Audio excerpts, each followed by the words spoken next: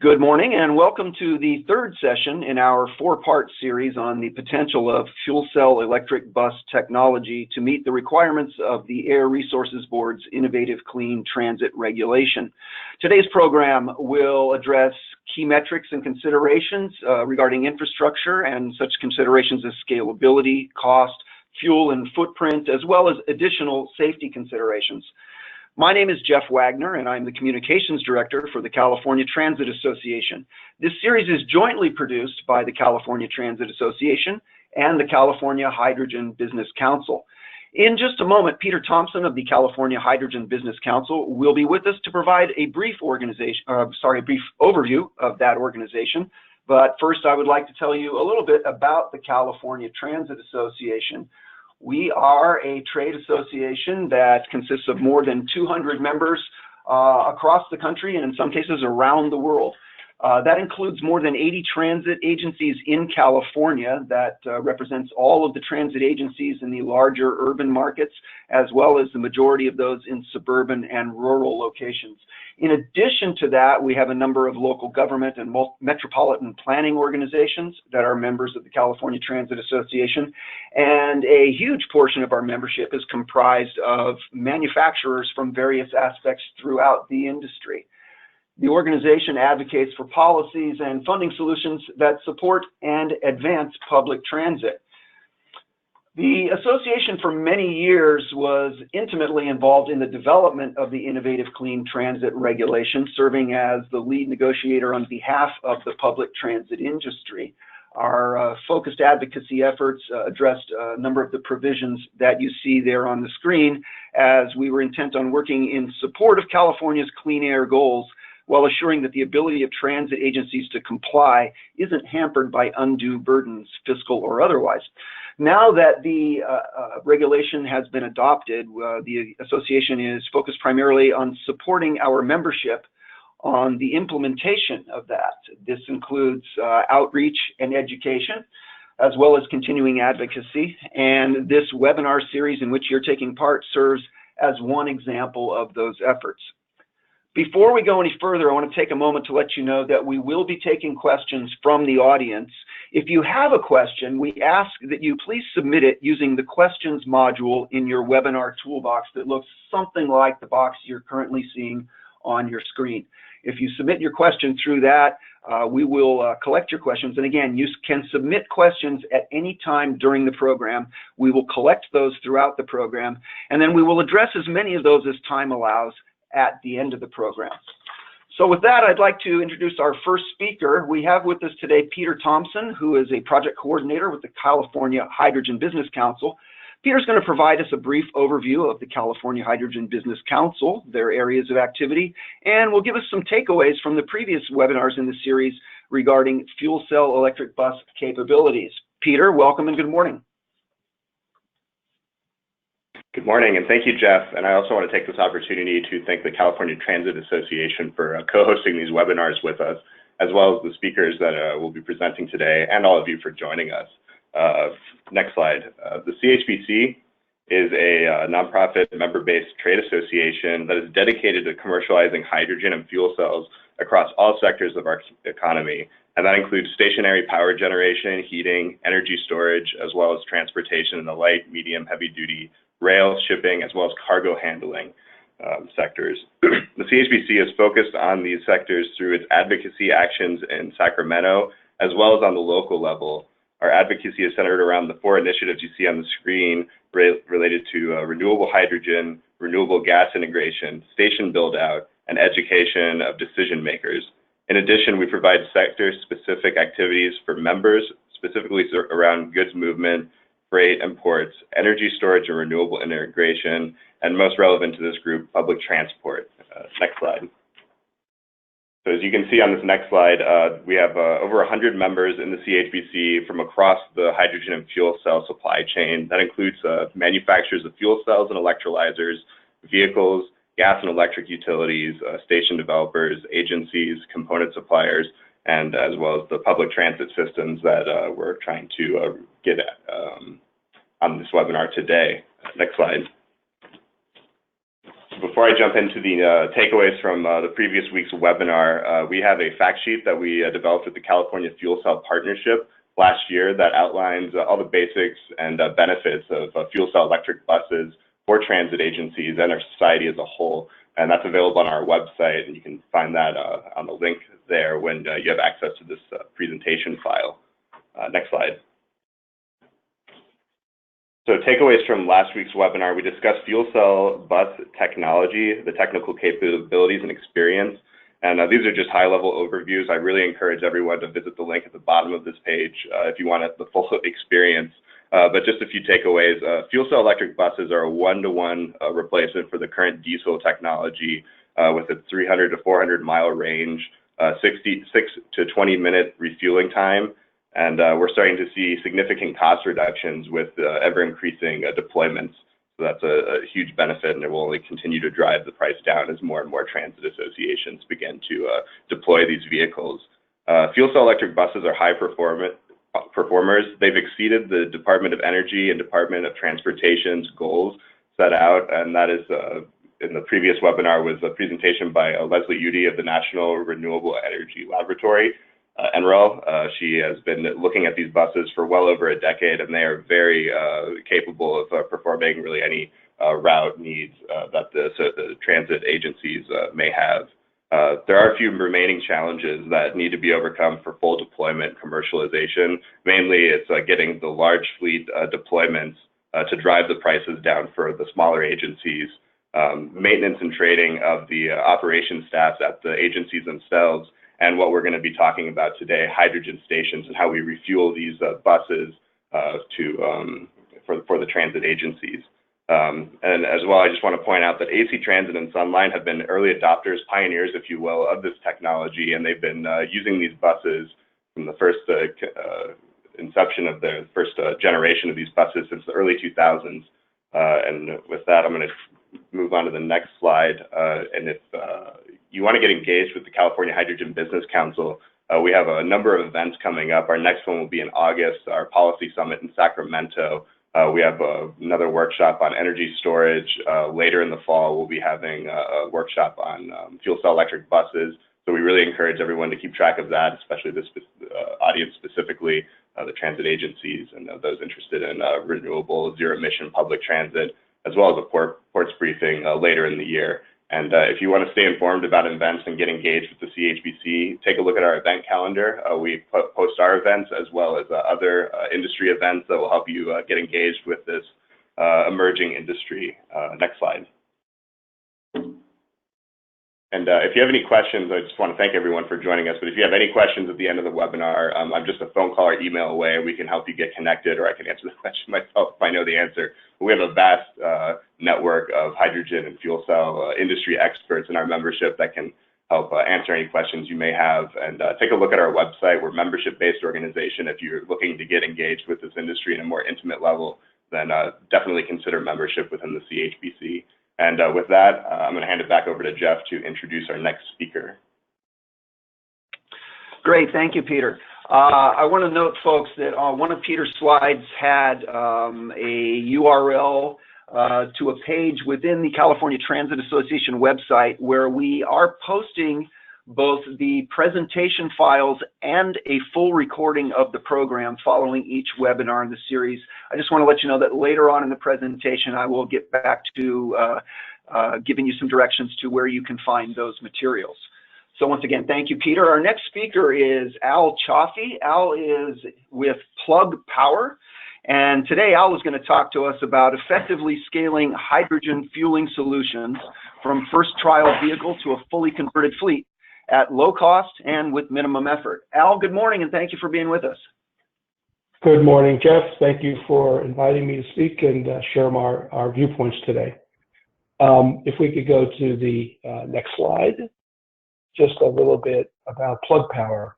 For those of you who are not familiar with Plug Power, we're really the leading purchaser of hydrogen fuel in the U.S.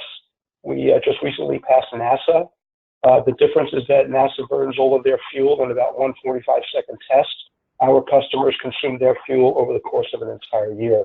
We've done over 20 million hydrogen fuelings in our history. Most of those have occurred over the last 2.5 to 3 years. We've accumulated 220 million operating hours. Our market is the material handling space. Our flagship product is a battery replacement, a hydrogen fuel cell self-contained system that replaces the battery in an electric fork truck. These are used in distribution centers. We count people like Amazon and Walmart, manufacturing centers. We count automotives like Mercedes and BMW amongst our customers.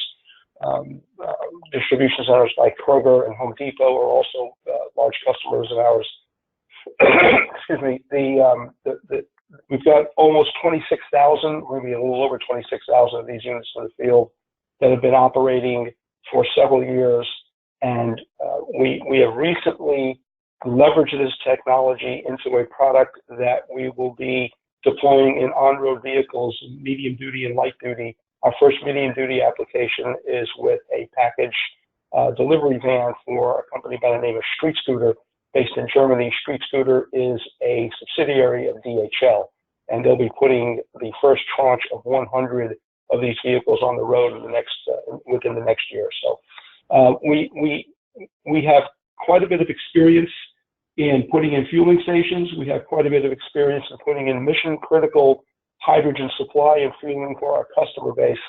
And I'd like to talk about how we can help the transit industry achieve their goals with deploying clean air fuel cell buses, because as Peter said, the fuel cell buses offer quite a number of advantages over battery electric only buses. We go to the next slide.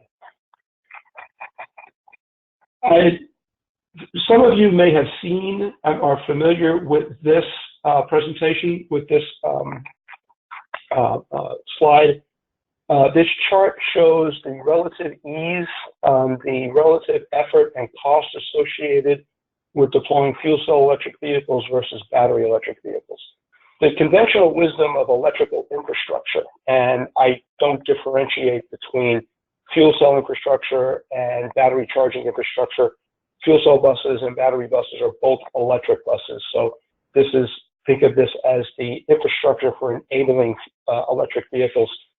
The cost and effort when the fleet size is low, the conventional wisdom says that for fuel cells is very high intensity effort, and very high cost relative to the fleet size. But as the fleet size grows, that effort and cost it bears out.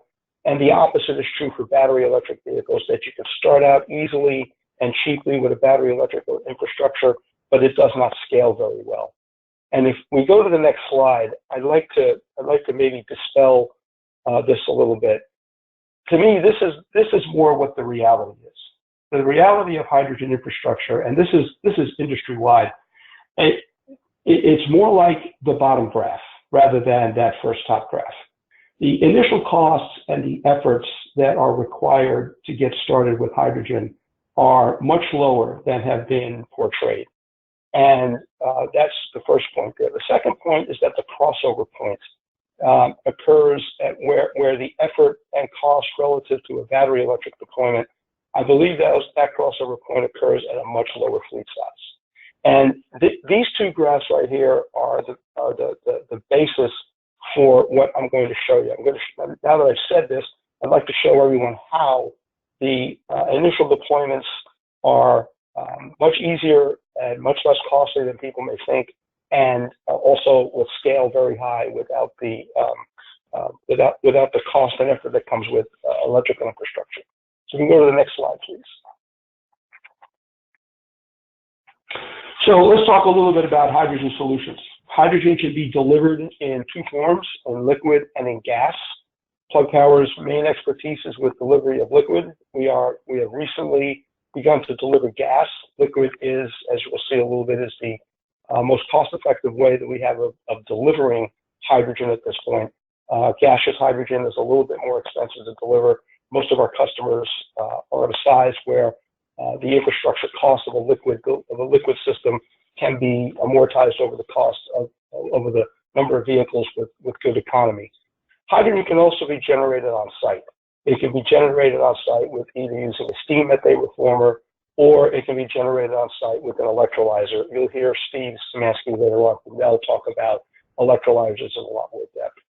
The important thing here is that the hydrogen can be either delivered on site, delivered to the site, or it can be generated on site, and that all these forms of hydrogen can be renewable and or decarbonized, whatever your preferred term is. You can use natural gas in the steam methane reformer. You can use biogas in the steam methane reformer. The electrolyzer can use 100% green renewable electricity, or it can use regular high carbon intensity electricity. The point is that hydrogen generation or delivery can achieve a renewable, is consistent with achieving renewable and decarbonization of the fuel system goals. So those are pictures. On the upper right, you'll see a typical kind of gas tube delivery system. In the middle is a typical kind of gas liquid delivery truck. On either end, you'll see an electrolyzer or reformer. These are established technologies. There's nothing that needs to be developed, although the technology pace continues. But these are off-the-shelf products. You can buy them, and they can be readily delivered and installed. Go to the next slide, please.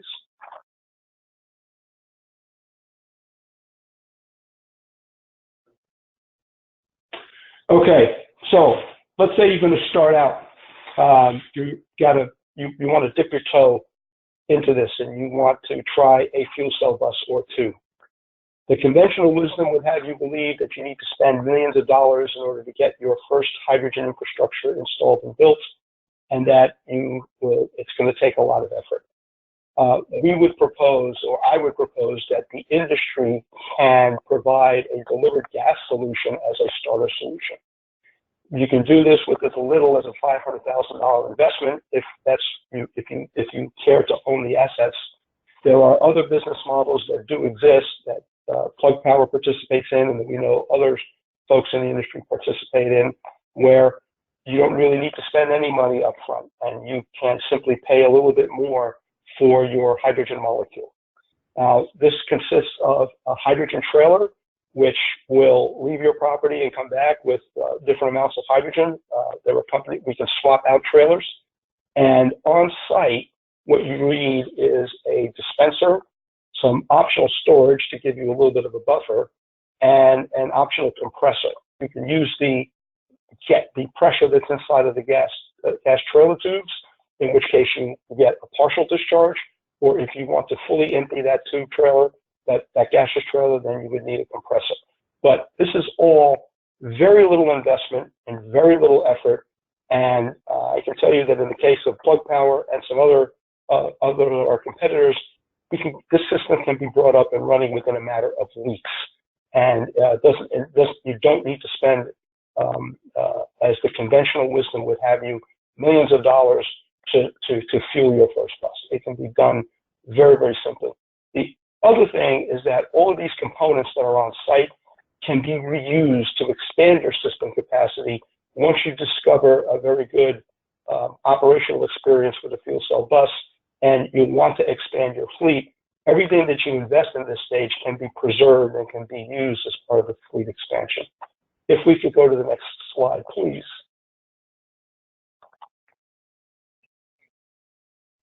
So now you're ready to expand your fleet, and the next logical place to go is maybe a liquid system.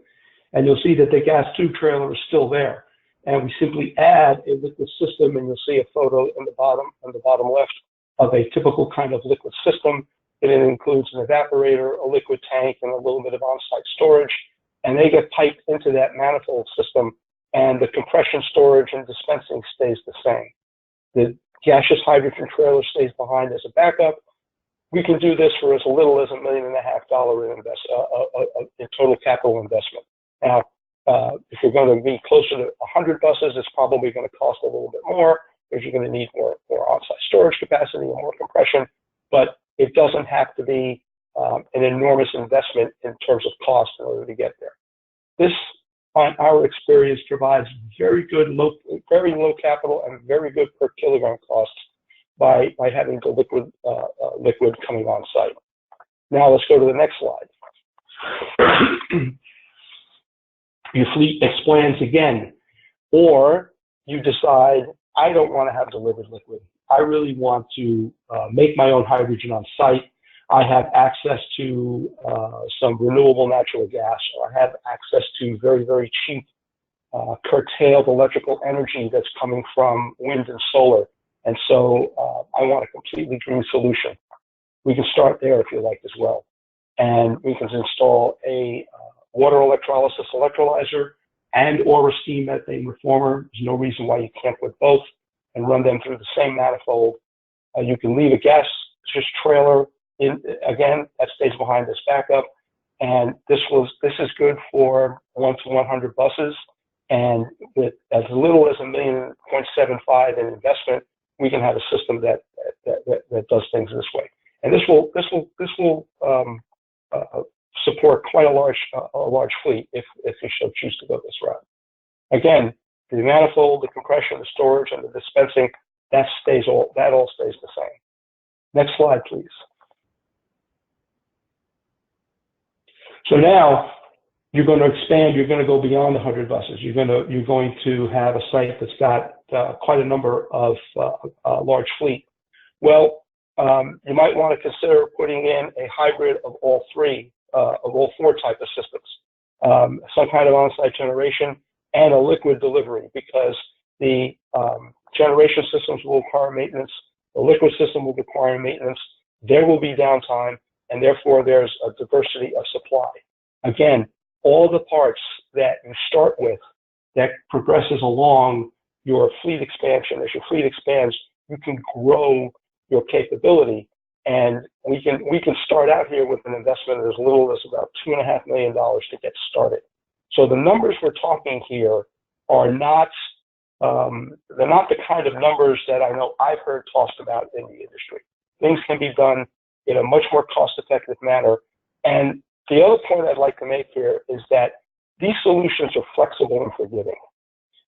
If you make a mistake and you say, you know, I think that in 5 years I'm going to have 50 buses in my fleet, and it turns out in 5 years you only have 40 buses in your fleet, this system is still capable and is still cost-effective and still economical. If you make that same mistake the other way, and you wind up, well, I don't really have 50 buses in my fleet, I really have 65 or I have 70 buses. There's plenty of headroom in these kinds of systems. Instead of buying 6,000 kilograms of hydrogen in a week from your supplier, you buy 7,000, and you get deliveries not once a week, but maybe 3 times every 2 weeks. It's a very flexible and it's a very forgiving system. And with this, we can a broad range of customizations can be achieved to assure the most cost-effective solution. So if we go to the next slide, I've got a little summary that I'd like to leave you with. And this is some planning considerations. You want to think about your fleet conversion and your expansion plans. How many fuel cell vehicles to start and at how many locations? What are your current and your future locations? What's your ultimate fleet size per location, and what's your timing? And again, these are things to consider so that we can craft a plan to pick the right components to start and to plan for what components get put in later so that your hydrogen fueling infrastructure migrates along with your fleet size. Do you have access to water, electricity, and gas? What are your rates? What kind of renewability is there, and is there a stability of supply? A word about LCFS and renewable energy credits. Hydrogen will qualify for these kinds of things, and that's a revenue stream that is available to you simply by substituting hydrogen for diesel. Your contractor selection is important because, as you can see, I went through this rather quickly, but the experience with being able to put in hydrogen systems and to do that on a turnkey basis and to do that with some service level agreements is very important if the amount of effort and is going to be minimized and the experience is going to be one of ease and one of low cost. And again, the hydrogen infrastructure expansion can adapt as your plans change. or as more reality, recover from errors. If you make an error in planning, it is much more easily recoverable than if you make an error in the number of charging bays that you need. You have to add another charging bay. That's a lot of construction that has to happen. Here, it's more of an operational change rather than a CapEx change. And I believe that is going to conclude my comments. Thank you. All right, thank you, Al. Thank you very much for that presentation. Folks, before we get to our next speaker, I want to remind you once again that you can submit questions at any time during the program using the questions module that is found in your GoToWebinar toolkit. Next, we have with us Steve Szymanski. He is the Director of Business Development with Nel Hydrogen. And Steve is here to discuss electrolysis for on-site generation of hydrogen for transit fleets. And Steve will also present for us a model for central production and distribution. Steve, welcome, good morning, and thank you for being with us. Thank you, Jeff. I guess I'll just pause briefly on the title slide here because it shows a picture of a large electrolysis plant from the first half of the 20th century, and I'm going to be talking about a model for hydrogen supply for transit fleets that includes kind of centralized production of hydrogen.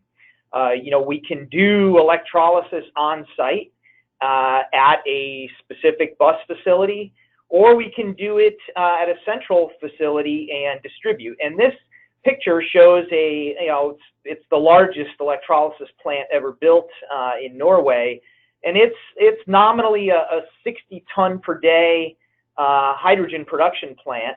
Each one of those cell stacks produces about 1 metric ton per day of hydrogen, and there's 60 cell stacks in this plant. So just to kind of give you a visual and the idea that this is not something that hasn't been done before or can be done again. So next slide, please, Jeff. Just a quick overview of Nel Hydrogen. We are a public company, pure hydrogen play. We basically have 3 operations centers.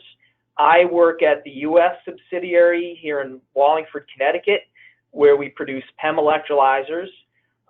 In the middle picture there, it shows our hydrogen fueling station production facility in Denmark, where we operate one of the largest hydrogen fueling equipment manufacturing sites in the world. And then down below is our alkaline electrolyzer factory in Norway, where we produce liquid alkaline electrolyzers. And I'll just very briefly explain the difference between the 2 electrolyzer technologies that we offer. Next slide, please, Jeff. So, fundamentally, an electrolyzer is a device that, basically splits water with electricity. And our company has, basically 2 different commercial electrolyzer technologies that we offer. And on the left is shows a cartoon of the liquid alkaline electrolyzer technology that we produce in Norway, and we've been producing it there since the 1920s. And on the right is the PEM electrolyzer technology that we produce here in the U.S., and we've been doing that since about 1996 and selling those electrolyzers into commercial markets. And, I think for the purposes of this discussion, the differences, the operational differences and the technology differences aren't that important. The functional purpose of both technologies is the same, which is to take really any source of available electricity and use it to split water into hydrogen and oxygen. And, the thing that's really exciting about that is if the electricity happens to come from renewable energy sources, then you really do have a carbon-free source of hydrogen fuel because we're not using fossil fuels to make the electricity. Next slide, please, Jeff.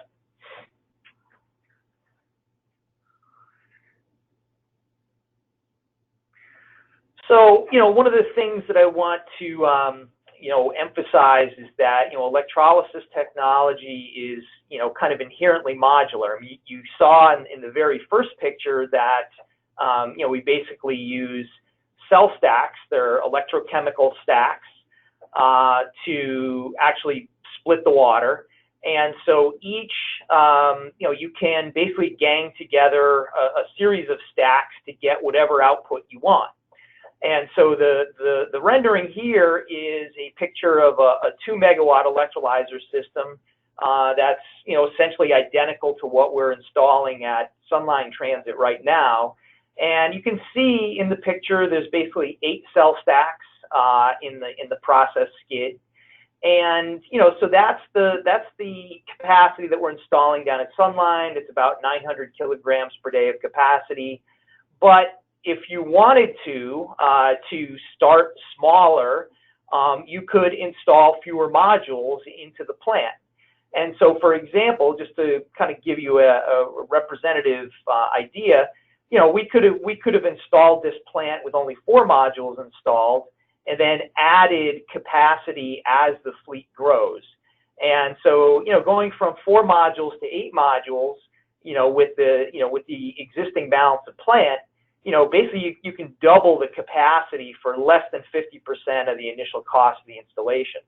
So that's kind of a nice feature of electrolysis, is that it's relatively easy to expand capacity within an existing footprint, and the incremental cost for adding capacity is relatively low. Next slide, please, Jeff. So I think one of the things that we really like about the transit market and heavy duty vehicles as well is that it really helps to create scale for hydrogen. And this picture here just kind of shows a representation of what a central production plant might look like for a 25 ton per day capacity. And you look at say Class 8 trucks or transit buses. We can support quite a few trucks and buses from this plant. And because it's a kind of a fleet model, what we get out of a kind of a fueling operation is high utilization, because you've got vehicles kind of coming back to a common site. You've got kind of a tethered fleet. Whereas cars, you need more of a network, just because of the way that passenger cars tend to be used. And so what you end up with is having to build a bunch of stations to support cars, and you can have relatively low equipment utilization at any given site. And so that makes it a little bit more challenging in the passenger car market. But the idea is that scale really helps with cost when it comes to hydrogen supply. Next slide, please, Jeff. So here's the same curves that Al showed, and I really liked the way that Al kind of presented his assessment of these curves, because I agree. I think the curve, that fuel cell bus curve, is not the right shape, and I think the crossover point is further to the left. But down at the bottom is just an analysis that we have kind of done of costs for a model that I'm going to discuss in the next couple slides, where you start with 10 buses, and maybe the production, when you add in not only the production costs but also distribution and other O&M costs, maybe your hydrogen price is around $9.73 per kilogram for 10 bus fleet. But as you grow that to 50 buses, you can see there's a pretty significant drop in the all-in cost of hydrogen, down to maybe $6.86, and then 150 buses, we're still getting a decent cost reduction opportunity by just going to that scale. So and again, this is based on a model for kind of centralized production from electrolysis with distribution by gaseous trailers. And I'm going to introduce that model in the next slide. Next slide, please, Jeff. So, we are working on a kind of a bus hydrogen supply model for Norway, which is where our corporate headquarters is. And, what we're looking to do is, centralized production, where we kind of optimize the location relative to, bus fleets operating in the, kind of the metro Oslo area. And what we're talking about is, kind of a large electrolysis plant and a distribution model where you basically have a number of fleets kind of within, say 2.5 hours of the production plant. And we're looking at, some new gaseous trailer technology that can, get us up to 1,500 kilograms per truck. And we do basically a swap where we're dropping off full storage and picking up empty storage. And, this is a fairly efficient and low-cost way to do it. It's all going to be produced on, with renewable power, because Norway has a lot of, renewable power production from both hydro and in wind. Next slide, please, Jeff. And so just to kind of give you an idea, what we call kind of a small bus depot solution might look like, for say a 30 bus fleet, we're looking at kind of an installed system area of about 650 square feet. Basically what we would have is we have a heavy duty station module that would basically process the hydrogen that comes in on the trailers. We basically have a dedicated drive-through lane for basically the drop zone for the compressed hydrogen, and basically that gets plumbed into the station module, which then feeds kind of the remote dispenser. The dispenser itself can be up to 100 meters from the station module, and so it's a relatively compact and simple system. We feel that it gives you a good efficient way and low cost way to address a relatively small fleet of buses. Next slide, please, Jeff. So then if we look at kind of how we would scale that up to say 150 buses, so now what we would want to do is kind of have multiple lanes, maybe 2 or 3 lanes, so that you can basically have, a full trailer getting hooked up while you're kind of in the process of turning over another trailer. And that just kind of helps with the logistics of kind of getting the, these drop modules into position. And really, you can see that the square footage area, only goes from 650 square feet to a little over 2,000 square feet. So it's, a very, efficient way to kind of scale on space. You can have multiple dispensers coming off the station module block. And, again, we feel that, this is a kind of a very reasonable approach. It's being demonstrated in Europe already with this drop and swap kind of model. Next slide, please. So here's just kind of a practical example of an installation in Rosenholm near Oslo. We have an existing fueling facility there with a 250 kilogram per day electrolyzer, which is enough to support maybe 10 to 12 buses. You can see the footprint of the existing facility with the electrolyzer and the compression and storage and dispensing equipment. It's got a footprint of about 350 square meters. And the hydrogen price, based on, the cost of electricity and O&M and other cost factors is up over $12 a kilogram at this particular facility.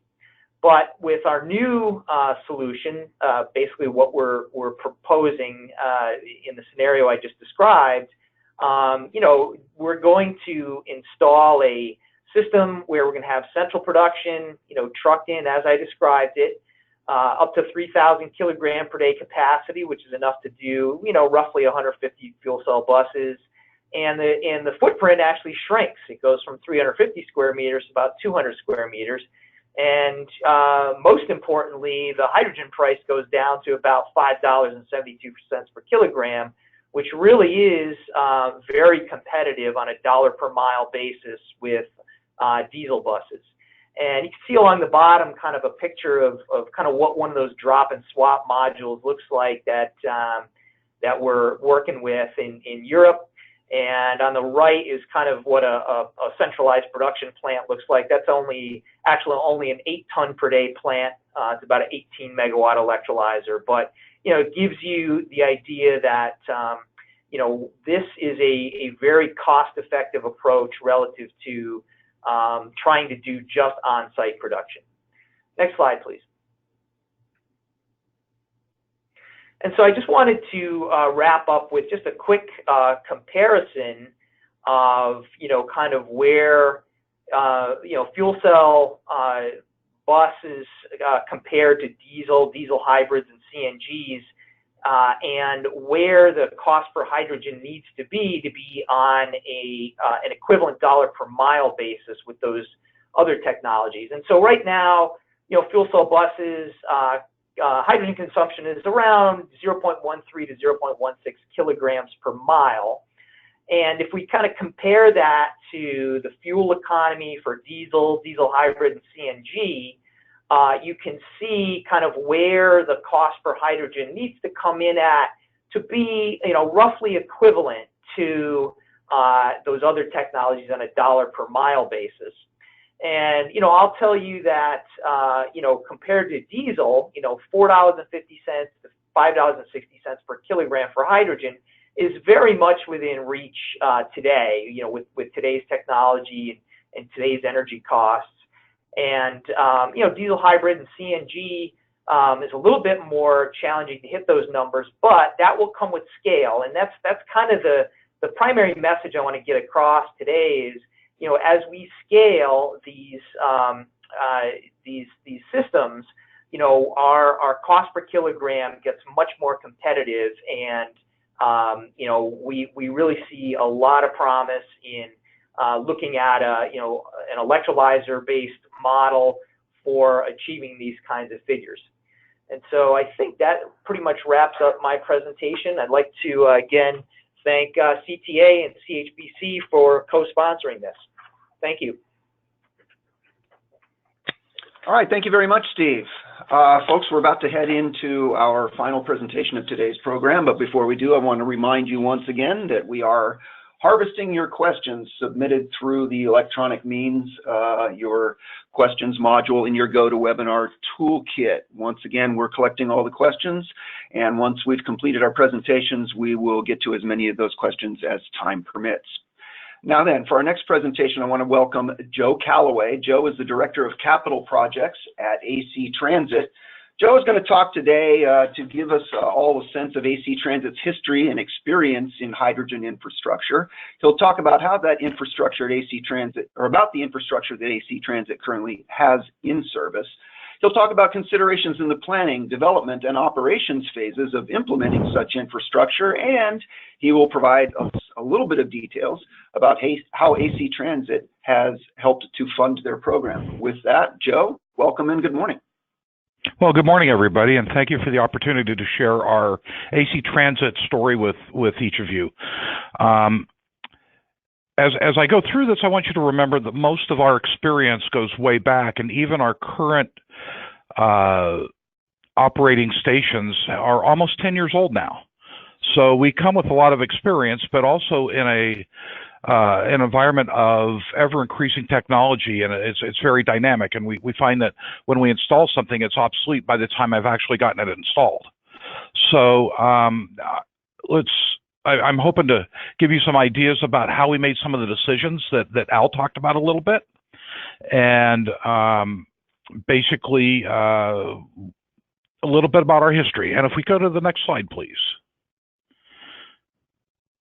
Okay, so the map on the right kind of shows kind of our geographic area and how we've moved through the generations of fuel cell hydrogen bus deployment. So I've conveniently labeled them generations 1, 2, and 3 just for purposes of discussion. We started way back in early 2003 with a very small project up in Richmond, California. It was a small electrolyzer. We had one bus. We made about 20 kilograms a day. That was not necessarily even a demonstration project, almost a science fair project at that point. But from there, we knew that we wanted to move forward into a second generation. So we developed a partnership with Chevron, and we installed dual SMRs, steam methane reformers, at our Oakland plant. That serviced only 3 buses, made about 50 kilograms a day. But quickly we began to understand that the issues were that it was small scale production, had capacity limitations. The fueling time per bus was 20 to 25 minutes per bus, which doesn't match our diesel model. And we just kind of realized that we're not really in the business of making hydrogen. We're more in the business of running buses, putting people in the buses to move them from point A to point B. So we moved into our 3rd generation stations. The first one was in Emeryville, generation 3A. And that station is still operational today. We commissioned it in 2010. It basically dispenses 300, or is capable of dispensing 360 kilograms a day. In addition to our liquid fuel supply there, we have a 65 kilogram PEM electrolyzer that's powered by solar. So, you know, therein is kind of the cool thing that Steve was talking about, where, you know, we're actually taking sunshine and water and making fuel, you know, so that's a pretty cool story. Those 65 kilograms a day basically were enough not only to meet our renewable requirement, but also, you know, it fuels about 3 buses a day in our standard fuels. On that site, we have an IC50 compressor, and about 360 kilograms of storage that stores at about 7,700 psi. So the improvements from the previous one is we were able to fuel buses now from 6 to 8 minutes, as opposed to the 20 minutes previously. So now it was consistent with the diesel fills. When we built the station, we couldn't put the dispenser in line with our normal fueling operation because quite frankly, operations would have killed me if I did 20-minute fills in the middle of their diesel island. So we were able to prove 6 to 8 minute fills, and we were also able to prove 12 fuelings back to back to back. You know, at the end of the day, our throughput kind of became based more on compression than it did on supply, because if you need more supply, you just have more liquid delivered. The challenges, well, the fueling was really remote to our normal operations. It didn't feel like it was part of in our commercial operation. It was almost like a separate operation, and it wasn't our normal course of business. But we moved on and we built basically a sister station. And if you could look at where item 3B is, a sister station in Oakland, which basically mirrored the other station with one exception. In this one, we put in a buffer storage tank for the electrolyzer. In Emeryville, one of the lessons learned when you're kind of the first ones doing this is we learned that the electrolyzer operates at a certain capacity and the compressors operate at a certain capacity. And if we weren't buffering that production, it was causing the compressor and the electrolyzer to cycle on and off. So we put in a large buffer storage capacity in our Oakland station, which solves that problem. But still the same compressor system, still the same storage system. So it had all the same improvements that we had in Emeryville, which is generation 3A. But other big difference here is because we were able to prove speed of fueling in the others, we were able to put the dispensers into the fuel islands so that you didn't have to drive across the yard to fuel them. You could just run them in through the day, run them through the fuel island, drop the cash box, get the cleaning done while they're being fueled, run them through the bus wash, and park them for the next day. And that was a significant improvement over having some sort of remote place that they had to go fuel after their clean and wash operation. So that took us a step closer to commercialization. It was the same intake and servicing process that our diesel buses use. And that felt like we kind of took it out of that special environment and put it into our commercial operation.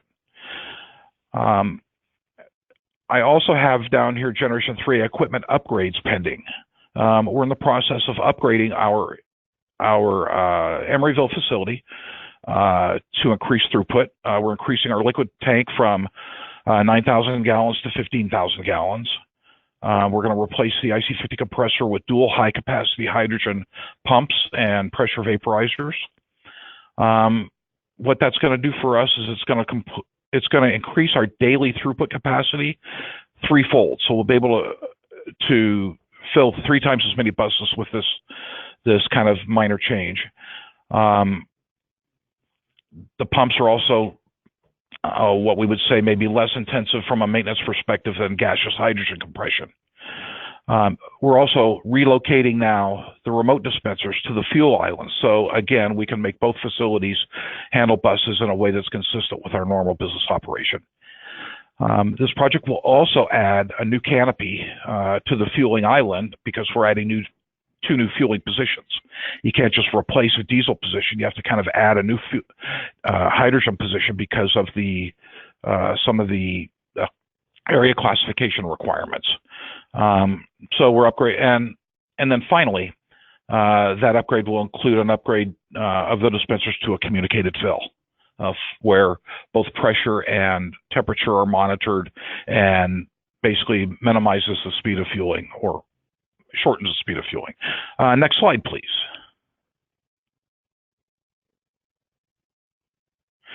Okay, so here are just some pictures. First, let me apologize for the nighttime pictures. I did see actually a better picture of our fueling island in Peter's presentation. But the top left picture is what our hydrogen station looks like. Like I said, it includes the 9,000 gallon liquid hydrogen tank, IC50 compressors, and 18 high pressure storage tubes. The bottom middle is our hydrogen the hydrogen dispensing system at our Emeryville facility. It's a standalone island where the buses have to come specifically to be fueled away from the rest of the operation. We will be decommissioning this with our new upgrade. And then final in the top right is outside of our yard, we have a retail open to the public to fuel cars facility. This is actually on the street outside our yard. And again, I apologize for the nighttime vision, but that now is being operated by our subcontractor. Next slide, please. Okay, at our Oakland division, the bottom right picture is our hydrogen plant there. As you can see, it's not as pretty as the other one.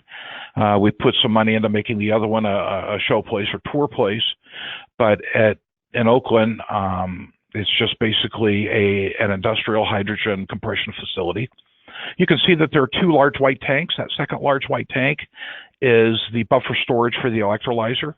So the white tank closest to the yellow bollards is our liquid storage tank. The white tank next to it is the buffer storage for the electrolyzer. And then, of course, the tall steel structures are the vaporizers, and you can see that there's frost on the inlet part of the vaporizer, but not on the discharge side.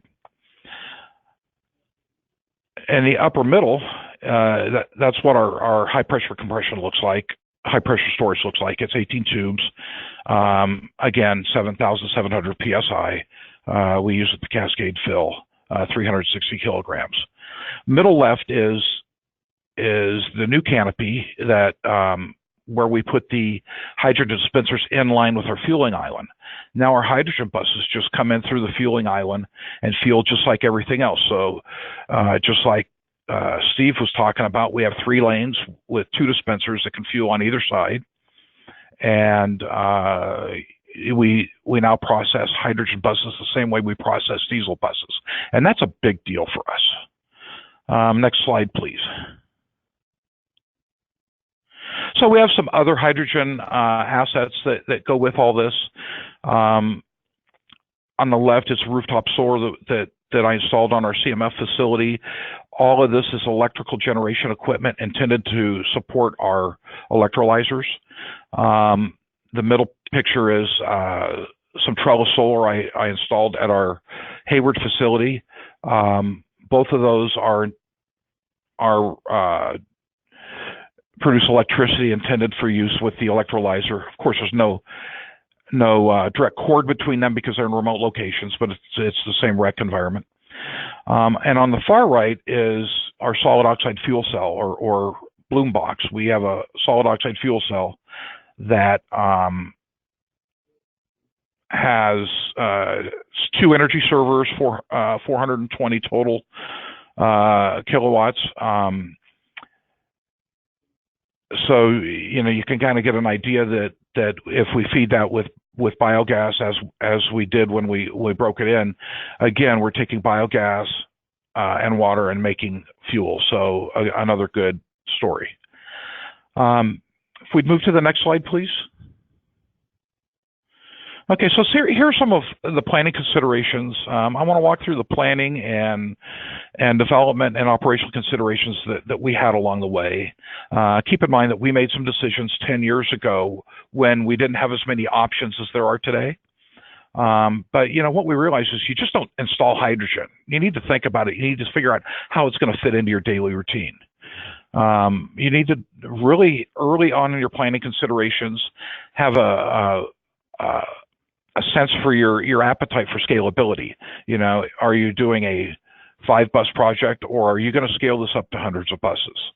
Those are determinations best made early on. You need to site your hydrogen facility within your location so that it fits as close as possible to your normal business process. You don't want to create a second type of process for your service people. You want to consider yard traffic. You want to anticipate operational schedules and run blocks so that you'll be fueling at the right times and the required ranges for those run blocks and refueling windows. You want to be mindful of your bus fleet. Obviously, developing a hydrogen infrastructure needs to go hand in hand with purchasing hydrogen buses. So that's a long-term planning issue that needs to be done. At the same time, you're planning, you plan on how to buy the bus. At the same time, you plan on how to fuel the bus. Really important to consider your utility constraints. And this is often discussed, but rarely really understood. You're going to need gas or electricity for on-site generation. You got to talk about where that's going to come from, what that cost is going to be, what your public utilities process is for upgrading your load requirements to operate the station. You need to plan for those required upgrades. And this is the same sort of thing that some of the battery electrics are having to deal with. We just need to know. You need to know what your grid looks like. You need to know what's out there. How much power is there for you to use without having to do upstream betterments. About your hydrogen, you need to evaluate the supply options. Like the other presenters were talking about, I think they both mentioned the issues between on-site generation versus delivery. Well, obviously, we've done both. We find that quite frankly, the delivery fits into our business model a little better because what we do is we buy liquid, we put it in buses, and we run them. That's how we do diesel. So as long as we have the kind of throughput that we need, that works for us with the hydrogen as well. But now, there's all kinds of new options with megawatt scale electrolyzers, larger scale electrolyzers, that may not be the logical choice anymore. more than anything, I think that in your planning consideration, you need to respect the learning curve. We were very fortunate. We had 20 years of learning curve so that we could figure stuff out from generation to generation and make things better for us, safer. Never once did we think we knew what we were doing. We always knew that we required the input from experts, and in fact, I think that the best thing I can say is that we always assumed that we didn't know what we didn't know yet, and so we were never afraid to engage outside experts. Next slide, please. So once you're into development, there's some considerations that we found valuable. One is obviously you need to partner wisely. When you do your procurements, whether it's for the construction of the infrastructures to support your hydrogen equipment or the equipment itself, you need to have really detailed procurement standards.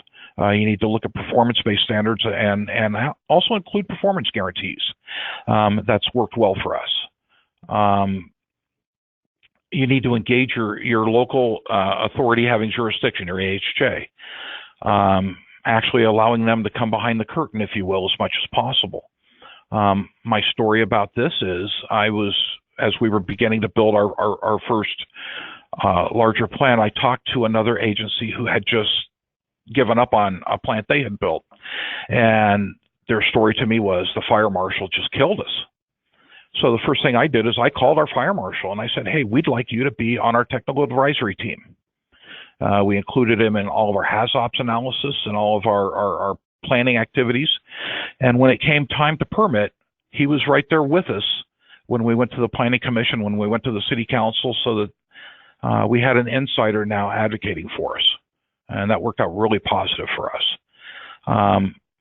So that kind of then dovetails into the training. Essentially what we did in that is we trained our fire marshal to understand hydrogen, because when we first went to the city council, the word Hindenburg came up probably 10 times.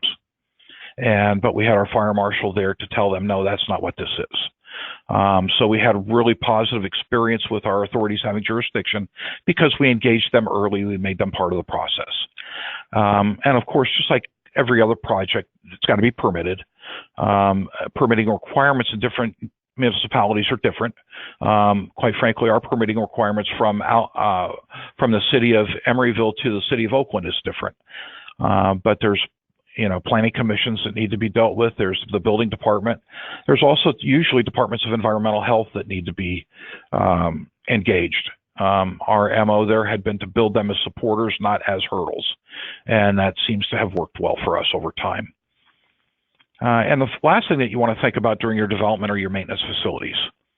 You don't just buy buses and install hydrogen dispensing and then say, okay, we got a program. You have to figure out how you're going to maintain your buses. And so we've reconstructed maintenance bays in each of our facilities to be hydrogen safe and approved for hydrogen buses with hydrogen fuel on board. Next slide, please. So now you've got a hydrogen station. You got to figure out how to operate it. The good news is that I get to hand that off to smarter people here at AC Transit. But you really got to figure out how it's going to fit into your normal operations. And then, of course, you have a different level of training. Obviously, you have to train your service staff that are going to fuel the buses and the drivers that are going to drive the buses. But your training doesn't stop there. We trained all the first responders. So we trained the fire department and the police department on response to hydrogen incidents. We trained them on responses to accidents where hydrogen buses were involved. We also did, I personally did a general training on the properties of hydrogen for every employee at that division. So we were trying to promote the idea that, hydrogen is obviously a dangerous element to work with, but the risk should be respected and not feared. And we used education to try to make that transition. Another operational consideration is you got to figure out how you're going to maintain the station. And you need to provide for both preventative maintenance, and we do that with our supplier in a standard monthly PM contract, where there's certain PM that they do monthly on it, and we don't even have to touch it. But then there's corrective maintenance, things that go outside the world of preventative maintenance. These are costs that you need to figure out how to control. What we've done is we've developed a maintenance contract that has a monthly minimum, basically a floor and a cap. And at the end of the year, if anything has gone over the cap, any approved charges that goes over the cap, then we make an adjustment for the following year. That allows us to budget for the maintenance of our facility on an annual basis without having to go to our board and say, we need more money to support our hydrogen program from an operational perspective. And of course, the other presenters talked a lot about the cost of fuel and the complexity of hydrogen supply. I will tell you that in our sourcing agreement for hydrogen, we made sure that availability was there. There's a liquidated damage provision if they're unable to provide, but things happen, and hydrogen availability could always be subject to force majeure. Next slide, please. Okay, so here's the $10 million question about how do we pay for all this. Let me say that in the early days of the program, there was an absolute mandate that we not use any district funds or district capital to pay for the hydrogen program. It all came from specific dedicated grants, and it was a very complex matrix of funding sources. For the most part, the Air Resources Board was the primary funding source for our Emeryville station. California Energy Commission was the primary funding source for our Oakland station, and our electrolyzer and solid oxide fuel cell arrangement at our Oakland station was funded by an FTA Tigger grant, with, interestingly enough, had a 20% match, so we used a rebate from our local public utility here, PG&E. They had a self-generation incentive program, and we were able to get a $2 million rebate to use as the matching funds for the electrolyzer and solid oxide fuel cell installation. Next slide, please. Well, here we are. First of all, I thank you for allowing me to share our story with you. My contact information is on the slide here, along with our other core hydrogen team. If you have questions, I would be more than happy to take an email offline and see if we can give you some of our lessons learned, or perhaps connect you with other people within our organization. Again, thanks to Jeff and the CTA and the California Business Council for the program, and I will turn it back to you, Jeff. Thank you so much, Joe, and we thank you for being with us today. We really appreciate the contributions of our partners at AC Transit. They are leaders in the industry in so many ways, and then we really appreciate you taking the time to be with us today for this presentation. Folks, that was our final presentation, so we're about to get into our Q&A period, and I want to again remind you, this is how you should submit questions to us. There is a module to the right in your toolkit labeled questions. You can electronically submit questions, and we will get to as many of those as we can in the remaining time that we have. Right now, I'm going to get to some of the questions we have, and then at the same time try to keep up with the flurry of additional questions that I'm anticipating. So let's see. Our first question.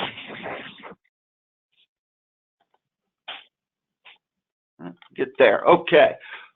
First question comes to us from Don Curry. He is with the North County Transit District in San Diego County, and he notes that in Mr. Chaffee's presentation, he stated hydrogen can be manufactured using an electrolyzer. Do you have any costs per kilogram of hydrogen produced? How much water is used per kilogram, and how much electricity is needed per kilogram of hydrogen? I am going to deftly answer and sidestep that question by referring to Steve Savansky's presentation. And I don't mean to be flip about it, but Steve's presentation on electrolyzers covered this in much more expertise and detail than I possibly could. Yeah, I'll just briefly say that electrolyzer costs vary with the capacity. As electrolyzers get bigger, the cost per kilogram, the CapEx cost per kilogram goes down quite a bit. And I'll just say that the production cost is really dominated by the cost of electricity. So, I think that, you know, we can make really low-cost hydrogen if we have really low-cost electricity.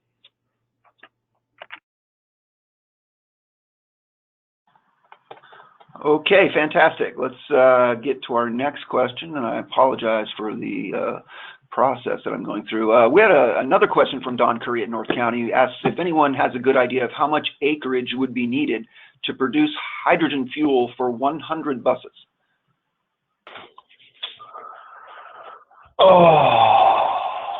Produce or have delivered by liquid? The answer is probably a little bit different.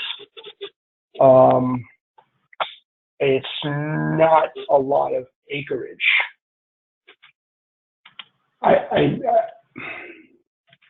For 100, I mean, a typical pad size for one of our liquid plants is something in the range of like 50 feet by 100 feet. And that includes some setback for crash zones and things like that for vehicles. I mean, you've got to respect local building codes, but it's not as big as you might think. I'm hesitating on giving an exact answer. If you'd like to contact me, I'd be more than happy to get a little bit more information and give you some exact numbers. Yeah, I'll chime in on the electrolyzer side. You know, for producing enough hydrogen for 100 buses, which, you know, might be 2,000 kilograms per day, you know, we could basically fit that equipment into 4 40-foot ISO containers. So if you can picture, you know, a 40-foot by 8-foot ISO container, basically 4 of those will give you a plant big enough to produce the hydrogen. And then, you know, the rest of the equipment would occupy the rest of the space. Okay, very good. Thank you. Our next question comes from Justin Wang of the California Air Resources Board, and he notes, addressing this question to Al Chaffee, you mentioned minimum investment for hydrogen infrastructure. What are the options that increase or decrease the infrastructure investment costs significantly? He notes that you mentioned owning assets, for example. I would tell you that it goes with size of fleet. If you're going to install, let's stick with a delivered liquid, for example, or even as Steve pointed out in his presentation, his product is modular, so you can start small. So if you're going to start off with one of his modules and you've got a minimum amount of compression that's necessary to keep up with the flow and a minimum amount of on-site storage, that's what determines the minimum investment that you're looking at, and that's the basis for my statement of you can get away with as little as. And then as you add more buses and your hydrogen demand goes up per day, you have to add a little bit more compression, you have to add a little bit more generation. In the case of a liquid plant, you've got about a minimum size plant, so your minimum size tank, excuse me, so you start out with that size tank. A 9,000 gallon tank will cover so many. So as you scale and grow up, you may have to add another compressor, you may have to add a little bit more buffer, but then you hit a threshold where you exceed the capacity of the liquid tank to keep up with daily demand, and therefore you have to add another tank. So that's the kind of thinking that goes into understanding here's where you start in cost, and here's how you can grow and scale, and here's how they grow and scale for you. Okay, thank you. We have a couple of other questions regarding different aspects of cost. The first one comes from Robert Doe with SGH2 Energy Global. He asks, what is the assumed cost of electricity for the $5.72 per kilogram hydrogen cost estimate? What is the source of that electricity? Yeah, I guess those are part of my slides. So I'm not exactly sure what the cost of electricity was as the basis for that. I could look into that and get back. But the source of the electricity, like I said, it's primarily hydropower in Norway. So I think that's basically what we're using for hydrogen production over there. Okay, and the next question comes from, I'm sorry. Jeff, if you'll allow me, this is Al Chaffee. To help understand a little bit about just understand an answer to that question, it takes about 55 kilowatt hours of electricity to make a kilogram of hydrogen. So if you're at 10 cents a kilowatt hour, your base electricity cost is $5.50 per kilogram just for electricity. So obviously that's not a good electricity rate, but that's the way to think about it. So you can do your own math and think about what kind of marginal electricity rates you get with stranded renewable energy and start to think about where that electricity number needs to be. Okay, thank you. And I want to apologize in advance for the fact that our offices here are located across the street from the state capitol, and apparently it's parade day. A parade of large trucks is making its way rather noisily down L Street. My apologies for the atmospheric audio. Our next question comes from Robert Perry with the World Business Academy, and he asks, what is the incremental cost between gaseous and liquid hydrogen storage? Does the compression for gaseous equal the refrigeration required for liquid?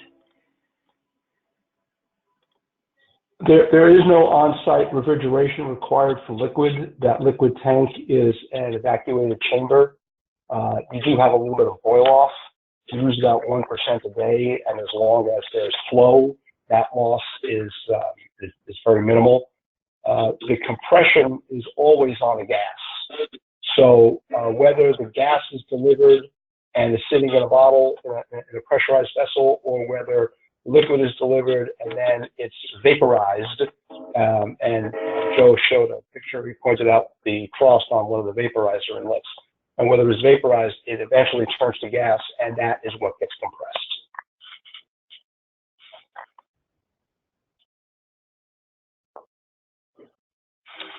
Okay, very good. We have a number of related questions that I'm going to do my best to combine into one here. Can you please tell us what we know about two recent hydrogen combustion events in Santa Clara and in Norway?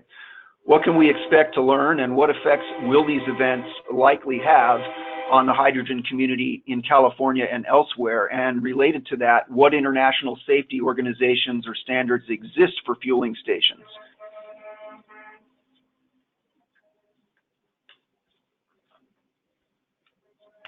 Yeah, I guess this is Steve. I'll speak to the incident in Norway a little bit. I mean, you know, that was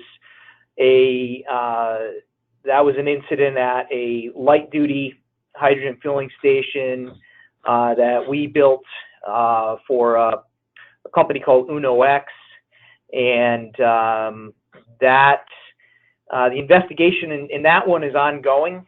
We actually have a dedicated web page for providing updates on the investigation. You know, so we have a third-party technical experts who are basically leading that investigation, and you know, we're being, you know, completely open and transparent as to, you know, kind of the outcome of that investigation. But you know, one of the things that we have that's already been determined in the investigation, that it was not the electrolyzer that was involved, nor was it the dispenser. It seems to have originated somewhere in the high pressure storage section, but you know, that's ongoing. And you know, I think what's important is that, you know, the hydrogen community, you know, share information like that, because it's important for all of us to kind of understand, you know, how we make systems safe and we make them reliable. And, you know, I know the Department of Energy, for example, keeps a database on hydrogen incidents.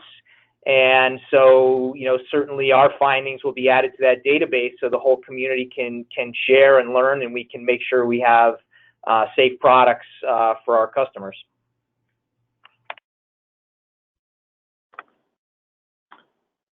This is Peter Thompson. I can briefly address the Santa Clara incident. That was at an Air Products distribution center, and the incident happened with the transfer from the storage tanks at the facility into a delivery trailer. there was some sort of leak. The investigation is also still ongoing with that, with Air Products. I believe the CEC is involved. Yeah, we're still getting some feedback on that. There's a dedicated web page as well on the Air Products website. We can share those links with Jeff, and he can get those out if people are interested in keeping up and following tabs on that. But just to also briefly address the effects this is having on the California fuel cell vehicle market, there was a shortage of fuel in Northern California due to this incident.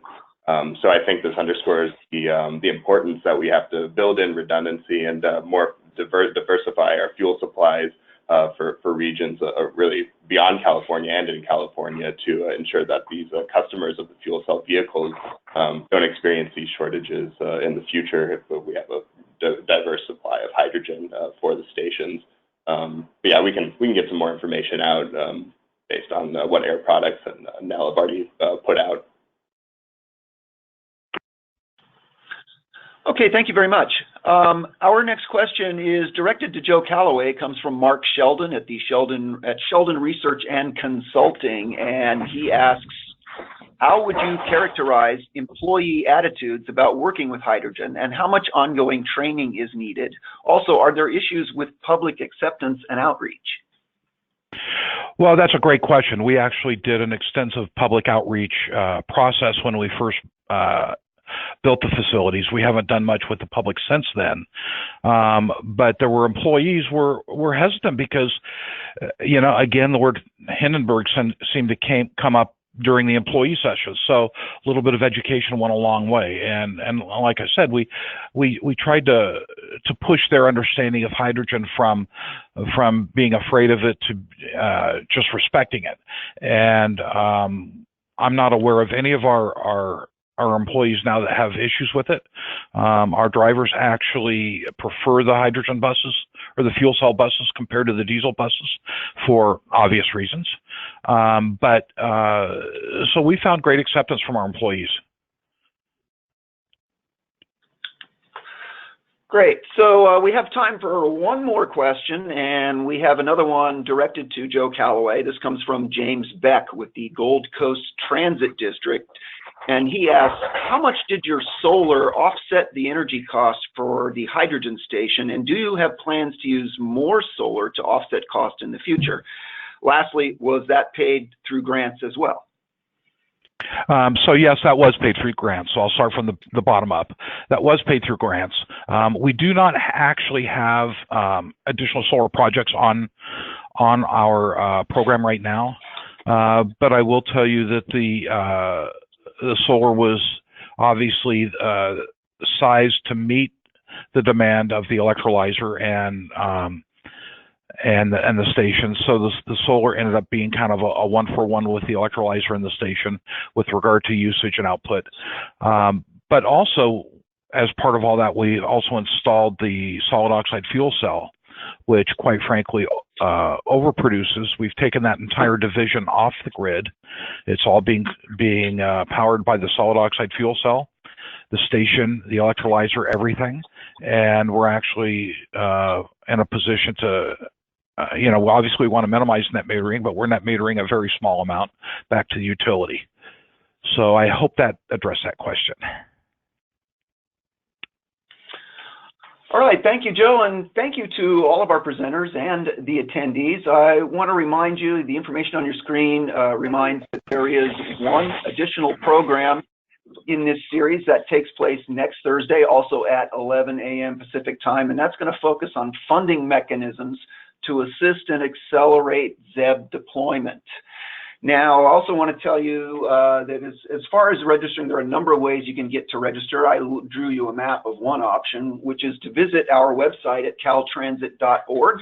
And if you find your way to the events menu, which is signified by the red arrow there, then that drops down and will give you a webinars page.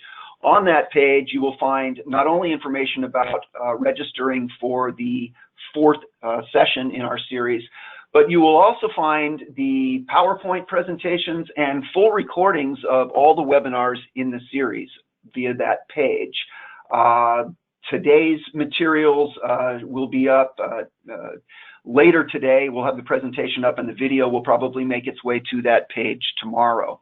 In addition, if you have any further questions, this recording has provided you contact information for all of the speakers. I want to add one more to your list, and that would be Michael Pimentel. He is the legislative and regulatory advocate for the California Transit Association, and he has been our lead person on the ZEB issue, the development of the innovative clean transit regulation, and all those related things. So again, Michael Pimentel is another great source for further information on this topic. So once again, I want to thank all of our speakers today, Peter Thompson, Al Chaffee, Steve Szymanski, and Joe Calloway. And I want to thank each and every one of you for attending today and encourage you to join us again next week. Thank you.